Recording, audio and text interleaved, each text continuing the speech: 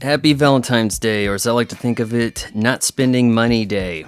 Yesterday was the Super Bowl, Super Bowl 56. I thought I needed to give you some hard truth, reaction, hot takes, keeping it real, just a few things I observed during the game. So the coin toss has to start off with that browbeating of inclusion, social justice. Yes, you are an activist, all this, we got to get girls involved in football, I suppose. And I also like how they misrepresented the deaf high school football team, who will eventually be a Disney movie.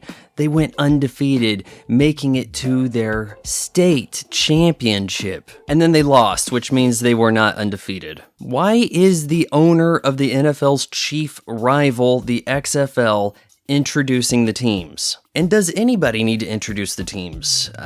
Who watching this doesn't know who's playing?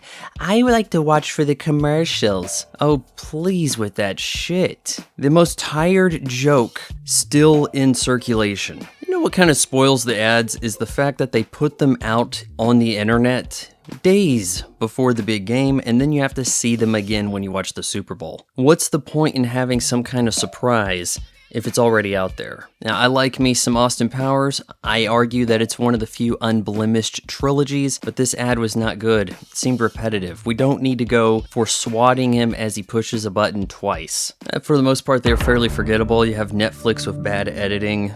No surprise there. But I'll tell you what I did find shocking. The return of white people, and not being used as the butt of a joke. There was actual diversity this year, and in recent years past, Super Bowl ads have just been all about the message.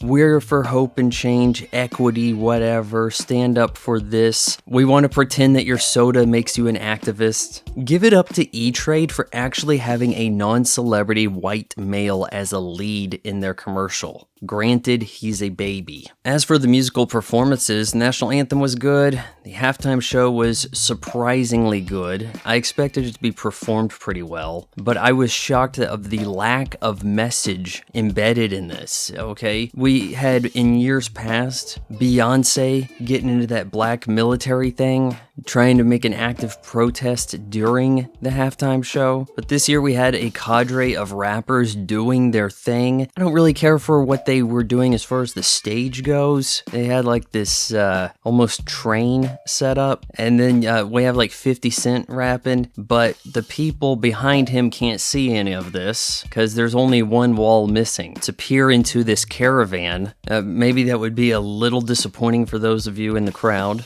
Dr. Dre, Snoop Dogg, they're doing their thing, but boy did the crowd pop for Eminem. Some people are making a fuss of him taking a knee, but I don't see this as some kind of divisive protest. This isn't Colin Kaepernick taking a knee during the national anthem because the national anthem isn't playing. And as for the game itself, look, I didn't know this, but maybe this is a new thing, but if you get the Walter Payton Man of the Year, you get to wear a patch. So does this only work because they just gave that out week before the Super Bowl? So you need to be on the Super Bowl playing team to be able to wear this patch, or does he get to wear it all next season? Or if you win Walter Payton Man of the Year, you get to wear this for the rest of your career. That'd be pretty cool. I have a hard law that says that I cannot root for a team that shares a stadium. So as the host team, the Los Angeles Rams share SoFi Stadium with its precarious death march towards a collision with a commercial jet. I had to take sides with the Cincinnati Bengals,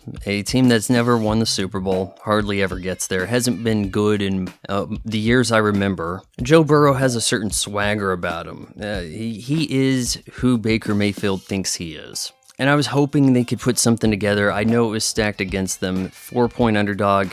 Felt like it probably should have been more points than that, to be real. Conspiracy theory here, but it sure seems like the league has this initiative to make sure that the games are close so that people watch the commercials. Because the only thing people watch live on television these days is football. Like, hey Rams, okay, In the second half, you can really start to get those sacks on Burrow. Yeah, can we just go like a whole quarter without throwing the ball to Cooper Kupp? And then you can just turn that on at the end of the game, so you can win. And of course, Cooper Kupp, as he rightfully so should have been, is named Super Bowl MVP. The equity police must have been really excited about seeing a white wide receiver outplay the rest of the competition this year. And there you have it. The city of Los Angeles bought themselves a Super Bowl victory just like this was an NBA Finals, stacking the deck with a super team that just relocated so that Los Angeles could have not just one, but two teams, allowing the superficial celebrities of the town to root for whichever team is doing best. Los Angeles can't fix basic SimCity problems, but I'm sure the whole city will be united with this Super Bowl win. Thank you for watching my son's YouTube station.